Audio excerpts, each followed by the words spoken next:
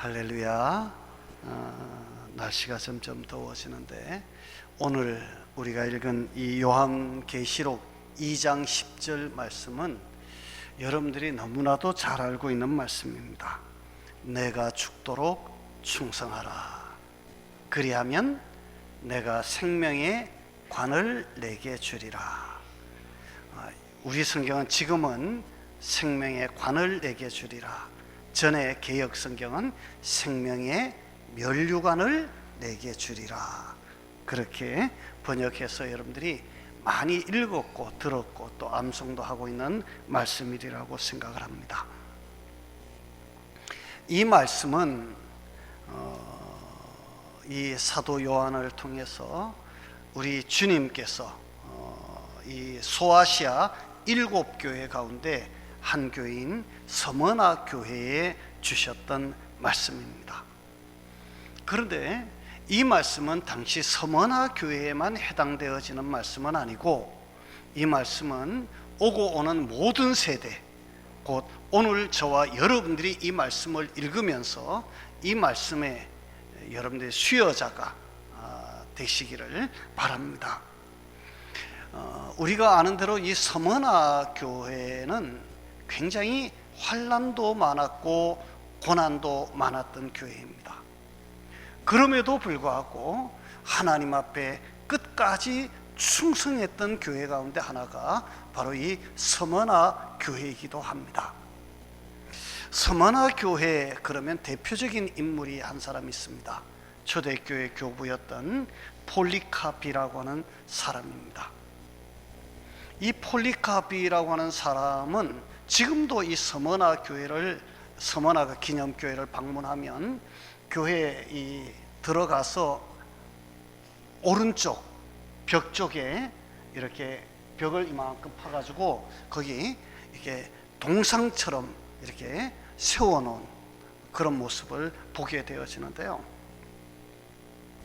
이 폴리카비라고 하는 사람은 정말 예수님을 잘 믿던 초대교회 교부 중에 한 사람입니다. 그런데 그가 환난을 만나서 기독교에 대한 신앙을 배반하라고 하는 그러한 유혹을 받습니다. 화형대 앞에 그를 끌고 가서 예수를 부인하면 살려주고 계속 예수를 믿겠다고 시인하면 저 불 속에 집어넣어서 죽이겠다 위협을 합니다. 여러분, 우리가 정말 여러 가지 죽음의 방법 가운데서 불에 타 죽는 것만큼 고통스러운 죽음이 있을까요? 여러분들 불에 살짝 데이기만 해도 막 미칠 것 같잖아요. 그런데 사람을 산채로 세워놓고 그 밑에서 불을 붙여서 사람을 태워 죽인다. 산채로 태워 죽인다. 이게 얼마나 큰 두려움이고 공포였을지는 여러분들이 충분히 짐작할 수 있을 겁니다. 폴리캅을 잘 아는 사람이 와서 폴리캅에게 이야기합니다. 오늘 딱 눈 감고 오늘 한 번만 예수를 모른다고 해라. 나 예수 몰라. 거짓말이라도 좋고 가식이라도 좋고 위선이라도 좋으니까 딱 한 번만 해달라. 그러면 내가 어떤 방법으로든지 너를 빼내줄게. 그러면 너 멀리 가서 너가 그렇게 믿는 예수 믿고 살아. 일단 오늘은 여기서 살아야 되니까 한번 예수를 모른다고 해봐. 여러분, 유혹이지 않나요? 죽음을 앞에 두고 그런 제안을 받습니다. 폴리캅이 뭐라고 했을까요? 제가 여러 번 얘기했습니다. 폴리캅이 그럽니다. 이복의 친구, 내가 이 세상을 85년을 살았는데 85년 사는 동안 한 번도 주님은 나를 모른다고 한 적이 없는데 내가 인생 다 산 내가 여기서 어떻게 주님을 모른다고 할 수 있겠는가? 그리고 자기 발로 화형대 위로 걸어 올라갑니다. 친구가 너무 놀라서 눈이 막 둥그레져 가지고 그를 붙듭니다. 폴리갑이 그랬다고 그러죠. 내 가슴에 자네 손을 한번 넣어보게. 내 가슴이 평상시보다가 더 두근거리고 쿵쾅거리고 뛰면 하나님은 없는 것이고, 내 가슴이 평상시와 같이 평온하게 심장이 뛰고 있다면 그것은 하나님이 살아계신 증거 아니겠는가? 그리고 그는 스스로 화형대 위에 올라가서 화형을 당하고 순교를 했습니다. 한번 하나님을 모른다, 주님을 모른다 딱 한마디만 하면 살려주겠다고 하는데도 스스로 죽음의 길을 갔던 사람, 그 사람이 있는 교회가 서머나 교회였습니다. 그 서머나 교회를 향해서 우리 주님이 지금 하시는 말씀입니다. 죽도록 충성하라. 여러분, 충성이라고 하는 것이 무엇입니까? 충성이라고 하는 이 말은 신실한, 성실한, 충실한 그런 뜻으로 번역되어지는 단어입니다. 그런데 참 성경을 보면 여러 가지 많은 표현들이 있지만 하나님께서 마지막 심판날에 우리 성도들을 심판하시는 근거가 무엇일까 하는 것에 대해서 이야기를 합니다. 우리 주님이 마지막 날 우리를 심판하실 때 우리를 심판하시는 근거가 무엇일까요?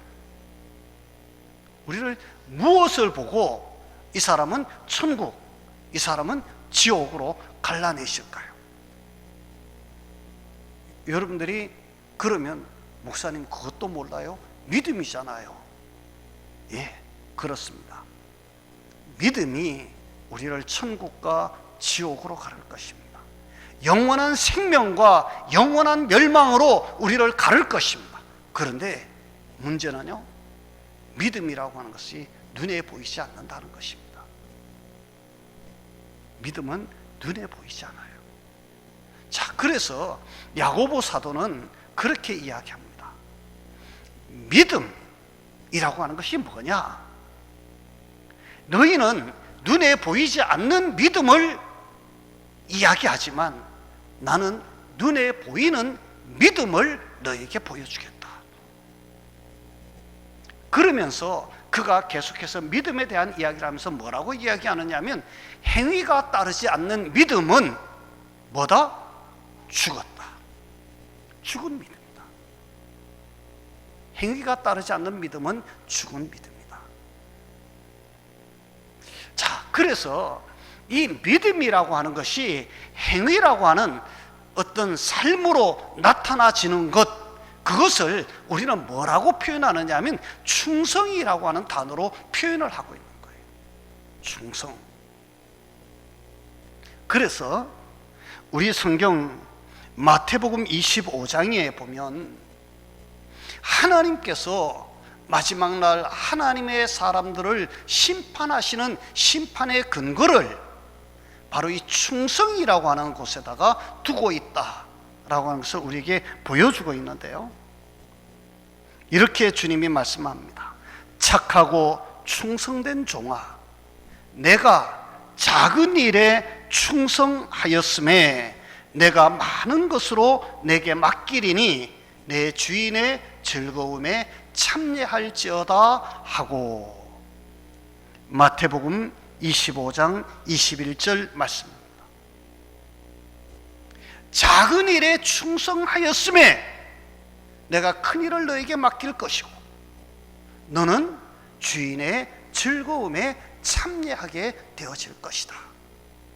주인의 즐거움에 참여한다는 말이 무슨 말일까요? 여러분, 우리가 이 세상을 떠나서 하늘나라에 가면 우리의 주인이신 하나님께서 우리를 위하여 큰 잔치를 베풀고 우리는 그 잔치 자리에 초대를 받을 것입니다. 그리고 그 잔치 자리에서 여러분의 수종을 들 존재는 바로 천사들입니다.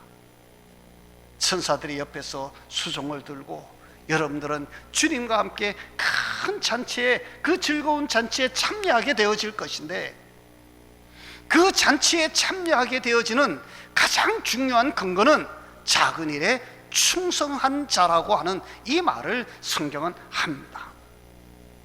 그리고 반대로는 이렇게 이야기합니다. 악하고 게으른 종아, 나는 심지 않은 데서 거두고 해치지 않은 데서 모으는 줄로 내가 알았느냐. 이 무익한 종을 바깥 어두운 데로 내어 쫓으라. 거기서 슬피 울며 이를 갈미 있으리라.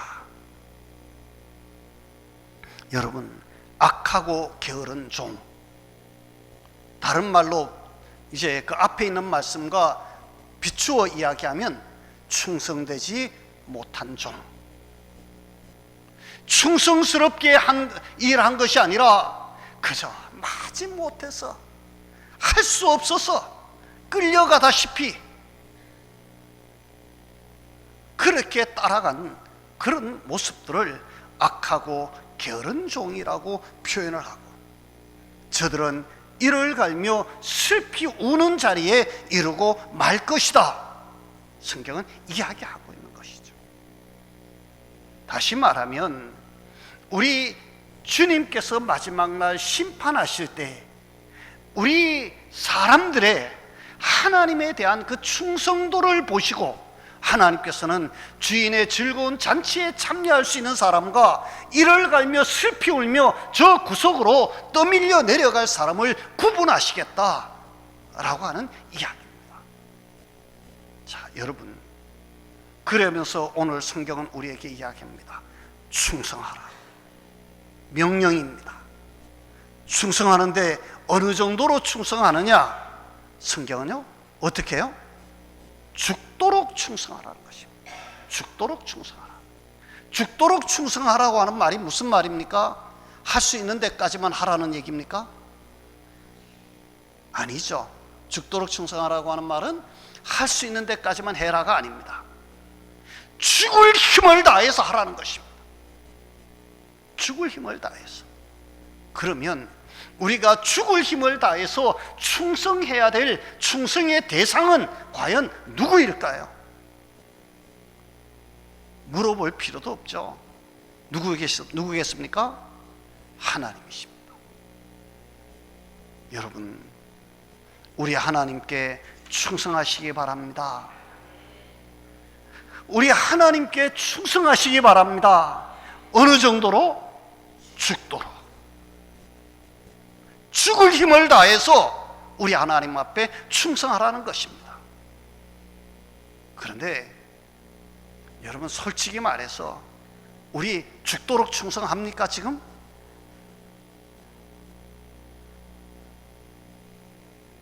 제가요,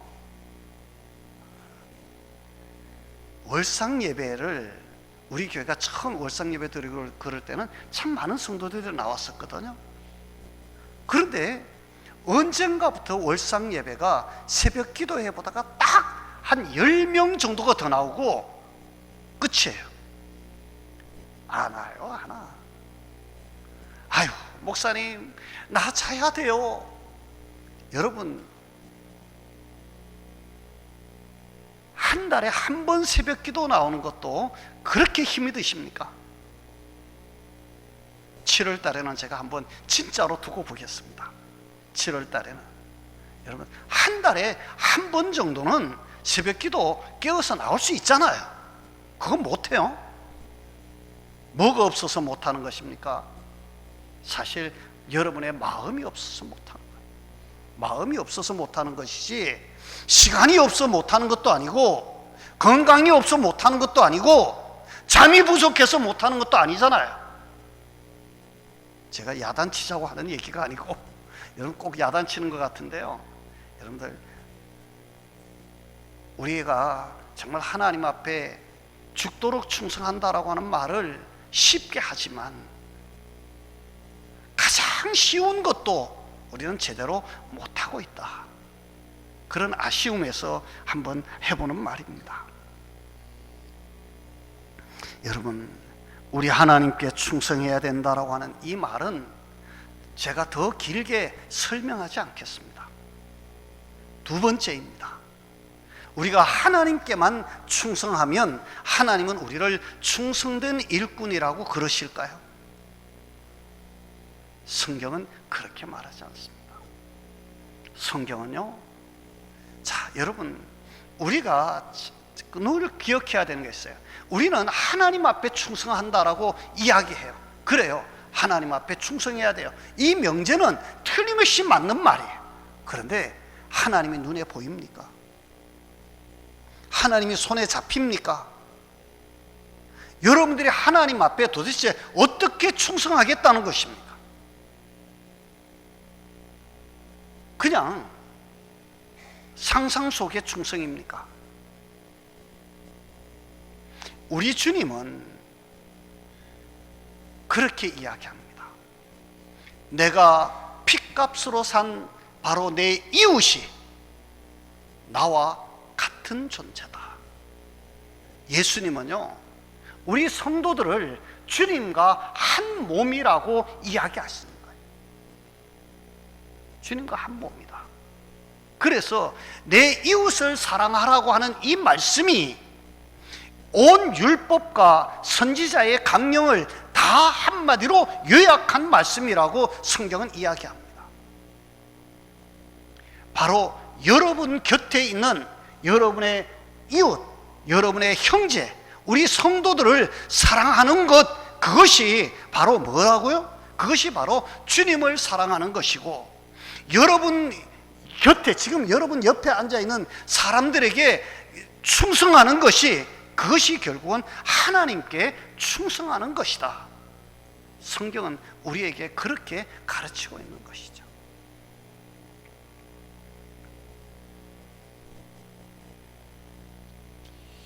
성도 여러분, 누가복음 10장에 보면 탕자의 비유가 나옵니다. 탕자의 비유가 아니라 이 강도 만난 자의 이야기가 나옵니다. 어떤 사람이 예루살렘에서 여리고로 내려가다가 강도를 만났습니다. 옷을 벗기고 그가 가지고 있는 모든 것을 다 뺏어가고, 그 사람은 얼마나 두들겨 패고 해놨는지 피를 흘리면서 거반 죽게 생겼습니다. 그런데 그 옆으로 사람들이 지나갑니다. 레위인이 지나갑니다. 제사장도 지나갑니다. 그런데 다 못 본 척 지나갑니다. 이유는 지금 짧은 시간에 다 설명할 수가 없을 것입니다.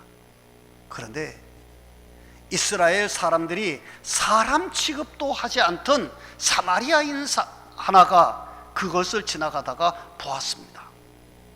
그는 나귀에서 내려서 이 강도 만난 사람을 물을 먹이고 상처를 치료하고 자기 나귀에 태워가지고 데리고 가다가 주막에 들려서 그를 맡기고,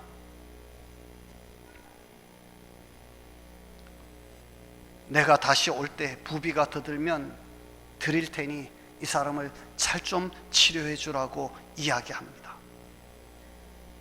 그리고 성경은 우리에게 묻습니다. 누가 강도 만난 자의 이웃이겠느냐? 누가 강도 만난 자의 이웃이겠느냐? 여러분, 답은 너무나도 뻔한 거 아니에요? 그런데 주님이 뭐라고 그 뒤에 덧붙이는, 성경이 뭐라고 덧붙이는지 아십니까? 너도 가서 이와 같이 하라. 너도 가서 이와 같이 하라. 형제의 아픔을, 내 이웃의 아픔을, 우리 주변에 있는 사람들의 아픔을 내 아픔처럼 여기고 그 사람들을 위해서 같이 기도하고 같이 아파하고 같이 돌봐줄 수 있는 것, 그것이 바로 주님께 충성하는 것이고 그것이 주님을 위하는 것이라고 성경은 우리에게 가르치는 것이죠. 그래서 우리는 하나님께 충성한다, 쉽게 그렇게 말할 것이 아니라 그 말을 우리 형제들에게, 내 이웃에게, 옆에 있는 우리 성도들에게 행동이나 실천이나 삶을 통해서 조그마한 것이라도 하나씩 하나씩 드러내 보이는 삶을 살아야 된다고 성경은 우리에게 가르치고 있는 것입니다. 그리고 마지막으로 한 가지 더 말씀을 드리면, 여러분, 우리가 누구에게 충성을 해야 될까요? 여러분들 이제 이렇게 물으면 이제 여러분들은 아무것도 생각이 나지 않습니다. 왜요? 하나님께 충성해야 되고 믿는 우리 형제들에게 충성해야 되고, 그럼 그 다음에는 뭐지? 아무것도 생각이 나지 않습니다. 그런데 여러분, 성경은 우리에게 가르치는 것이 있습니다. 마태복음에 보면 선지자를 영접하면 선지자의 상을 받고, 의인을 영접하면 의인의 상을 받는다 라고 하는 이야기를 합니다. 여러분, 교회가 선교사들을 파송하고 교회가 선교사들을 돕는 이유가 무엇일까요? 저 멀리 있는 사람들에게도 복음이 전파되어야 되니까, 예, 맞습니다. 그렇게 해야죠. 그런데 엄밀히 말하면 저 멀리 있는 그 사람들 내가 본 적이 있습니까? 내가 그 사람들 만난 적이 있습니까? 그런데 우리는 그들에게 복음을 전하는 이 선교사들을 위해서 물질을 보내고 기도를 보내고 우리가 마음을 보내고 그러면서 열심히 그 선교사에게 동참하려고 합니다. 이유는요, 바로 그렇게 하는 것이, 그 선교사를 돕는 것이 결국은 그 선교사가 거두어 드릴 그 열매에 대한 상급을 누구도, 나도 받기 때문입니다. 나도 받기 때문이다. 이게 무슨 말씀인지 여러분들이 충분히 이해가 되잖아요. 성경을 보면 사도 바울만큼 신약 시대에 위대한 인물은 사실 없었다라고 저는 생각을 합니다. 신약 시대에 가장 위대한 인물을 하나 꼽으라면 누가 뭐래도 사도 바울을 꼽을 수밖에 없을 것입니다. 그런데 이 사도 바울은요, 혼자 일했을까요? 아닙니다. 여러분, 세상에 독불장군은 없습니다. 사도 바울에게는 사도 바울을 열심히 도왔던, 정말 사도 바울에게 우리가 이런 표현을 합니다. 충성을 다했던 수많은 인물들의 이름이 성경에 기록이 되어집니다. 디모데, 에바브로디도, 누가, 브리스길라와 아굴라, 루디아, 오네시보로, 스데바나, 보더나도, 아가이고, 빌립보 교회 성도들, 데살로니가 교회 성도들, 그 이름들을 다 열거하려면 끝도 없을 것입니다. 사도 바울은 그래서 그들을 향해서 이렇게 고백합니다. 빌립보서 4장 1절에 보면 너희들은 나의 기쁨이요 면류관이니라. 저들이 바울에게 얼마나 충성했는지 대표적인 인물이었던 브리스길라는 나를 위해서라면 자신의 목이라도 내어 놓으려고 했다라고 우리 성경 로마서 16장 4절은 이야기합니다. 브리스길라는 사도 바울을 위해서라면 목이라도 내어 놓으려고 했다. 왜 그랬을까요? 브리스길라는 내가 살아있는 것보다가 차라리 내가 죽고 바울이 살 수 있다면 바울을 살리는 것이 맞다. 왜? 그것이 훨씬 더 복음 사역을 위해서 유익한 일이기 때문에. 그들은 자신의 목숨이 중요한 것이 아니라 어떻게 하면 하나님의 나라가 더욱 확장되어지고 하나님의 일을 더 효과적으로 실행할 수 있을까? 여기에다가 자신의 삶이라고 하는 이 초점을 거기다가 맞춘 거예요. 이 말을 우리가 다시 이야기한다면, 여러분, 우리가 이 세상을 살면서 하나님 앞에 충성한다라고 하는 말은 주님의 일을 열심히 하려고 하는 사람들을 내가 열심히 돕는 것, 그것이 바로 주님께 충성하는 것입니다. 주님의 일을 하려고 하는 사람을 뭐 하는 거? 돕는 것.